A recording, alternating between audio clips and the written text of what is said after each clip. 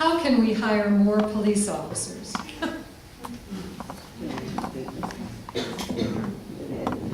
There are really only two ways to do that. Police department is largely funded out of the city's general fund. There are occasionally grants called COPS grants. I can't remember what that is an acronym for, but it's federal dollars that will hire and train a police officer for a 3-year period, and then at the end of that 3-year period, you have to pick up their salary and benefits.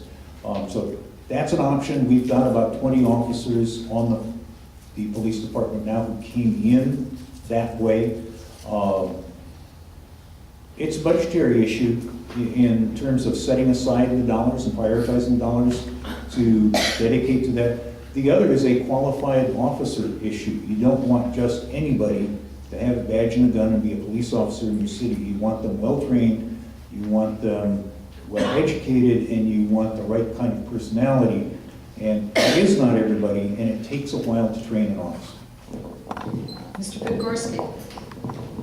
I think this is another difference between Mike and I, and that is, I think we should be proactive in our police department.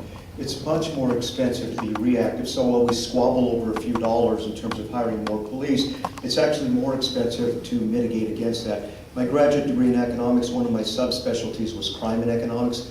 In this very room in November, someone asked, they mentioned to Mr. Gardner that we were having a lot of break-ins at Mount Rubidoux.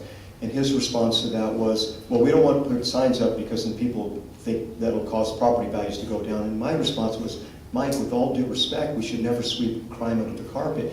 You know, here's the other thing. If we say we have a budget problem, but we're spending $600,000 to redo the public utilities room and another $130,000 to buy furniture for that, I think we've got a little flexibility in our budget, and I'm going to go back to the transparency issue again. Mr. Gardner.